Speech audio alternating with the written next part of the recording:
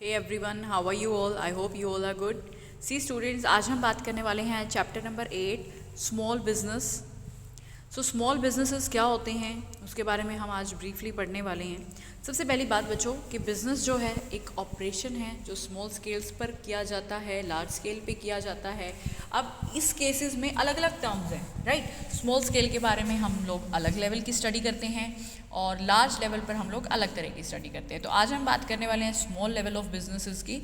So business which operates on a small scale and require less capital, less labour, less machinery, that is called small business, and the goods are produced on a small scale.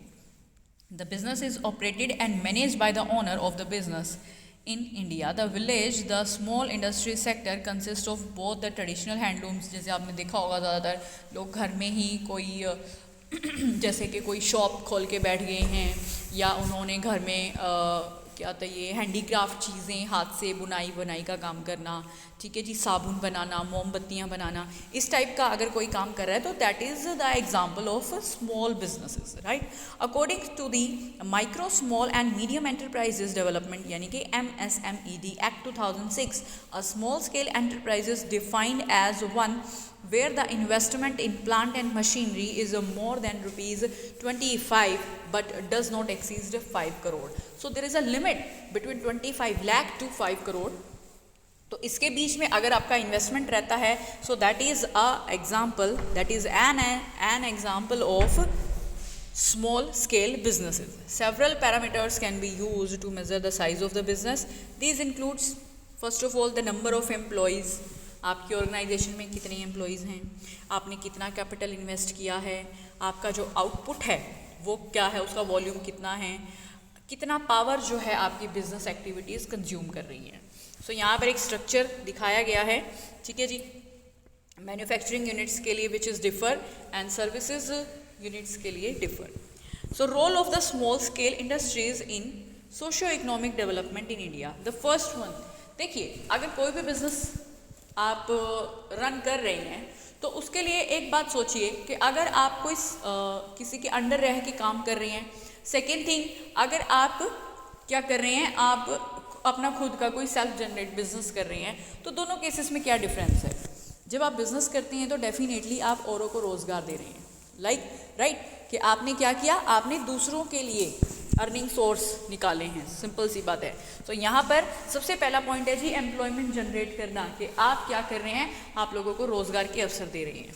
Second thing is variety of a product. क्यों?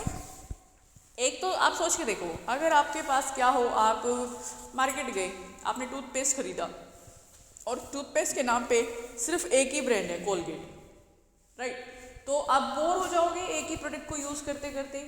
लेकिन अगर lots of firms हैं, lots of companies हैं, तो definitely हर कोई अपना एक product launch करती है। तो ऐसे केस में हमारे पास वैरायटी ऑफ गुड्स अवेलेबल हमें हो जाती हैं। हम क्या कर सकते हैं, हम कंपैरिजन कर सकते हैं गुड्स का एक दूसरे गुड्स के साथ, right. Next one is export. Export क्या है? The share of the product from SSI is 45% of total export from India. कि इंडिया से जो हमारी स्मॉल स्केल इंडस्ट्रीज़ हैं वो 45% तक क्या करती हैं, बाहर एक्सपोर्ट करती हैं। तो सिंपल सी बात है, आप क्या कर रहे हो, आप एक तरीके से कंपटीशन जो है वो रेस कर रहे हो जो फॉरेन कंपनीज हैं उनके लिए। Next one is a balance regional development. SSI can be set anywhere in the country, क्योंकि छोटा सा जगह चाहिए आपको, थोड़ी सी जगह चाहिए, ज़्यादा बड़ी रिक्वायरमेंट आपके लिए नहीं है यहाँ पर। तो ऐसे केसेस में आप क्या कर सकते हैं, आप इजीली जो है मतलब हर जगह की रीजनल डेवलपमेंट हो रही है। जैसे कि मैंने आप लोगों को कई बार एग्जांपल दिया है SEZs का, स्पेशल इकोनॉमिक जोन्स का, जिसमें क्या होता है जो गवर्नमेंट है वो क्या बोलती है, गवर्नमेंट कहती है आइए आप हमारे इस पर्टिकुलर इस एरिया जो इन्होंने स्पेशल इकोनॉमिक जोन के अंडर रिक्वायर कर रखा है, जो कि अंडर डेवलप्ड हो या जहाँ पर कुछ भी डेवलपिंग कुछ है ही नहीं, जहाँ पे रोज़गार नहीं है, बिजली नहीं है, पानी नहीं है, कुछ नहीं है, ठीक है, जहाँ पर एग्रीकल्चर नहीं होता, जहाँ पे कृषि नहीं की जा सकती है, तो ऐसे केसेस में वो एक पिछड़ा वर्ग कहलाता है बच्चों।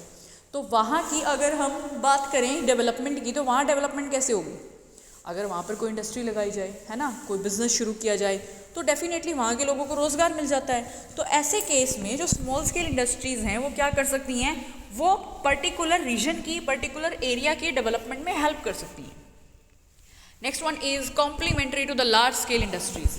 जो लार्ज स्केल इंडस्ट्रीज हैं उनको एक तरीके से जो ये स्मॉल स्केल इंडस्ट्रीज होती हैं ये क्या करती हैं, जैसे कि कॉम्प्लीमेंट्री प्रोडक्ट्स प्रोवाइड करती हैं। कॉम्प्लीमेंट्री प्रोडक्ट्स क्या, जैसे स्पेयर पार्ट्स वगैरह, है ना। जैसे कि अगर मैं बात करूं आईफोन, आईफोन क्या है, एक ब्रांड है पर्टिकुलर, ठीक है, आपको उस कंपनी के मोबाइल फ़ोन जो हैं वो मिलते हैं। अब दूसरी बात, अब क्या ये कंपनी क्या सिर्फ आईफोन जो है, अब आईफोन एक अमेरिका की कंपनी है, लेकिन इसके अंदर जो स्पेयर पार्ट्स लगे हुए हैं वो तो कंपनी कहीं ना कहीं किसी और जगह से अरेंज कर रही है, राइट। तो इसके अंदर बहुत सारे स्पेयर पार्ट्स यूज़ हो रहे हैं, इंडिविजुअली चीज़ें यूज़ हो रही हैं। तो ऐसे ही एक बड़ी कंपनी के लिए जो स्मॉल स्केल इंडस्ट्रीज़ हैं वो एक हेल्प के रूप में काम कर रही हैं, मतलब एक सहायक कंपनियों के रूप में काम कर रही हैं। लो कॉस्ट ऑफ प्रोडक्शन, जो कॉस्ट ऑफ प्रोडक्शन है वो कम आती है। क्विक एंड टाइमली डिसीजन आप ले सकते हैं, क्योंकि छोटे लेवल पर है, स्मॉल लेवल पे है, तो ज़्यादा टाइम कंज्यूमिंग नहीं होता डिसीजन लेने में। Development of entrepreneurship, yes, exercise के थ्रू आप क्या कर सकते हैं, आप एक एंटरप्रेन्योर जो है वो बन सकते हैं, सिंपल सी बात है। सो एंटरप्रेन्योर एंटरप्राइज के रूप में भी एसएसआई इंडस्ट्रीज जो है वो काफ़ी निखर के सामने आती हैं। सो स्टूडेंट्स, आज हमने बात की है स्मॉल स्केल के बेसिक्स के बारे में। कल हम आगे और डिटेल में पढ़ेंगे। आप अपना ध्यान रखिएगा। Bye bye, take care.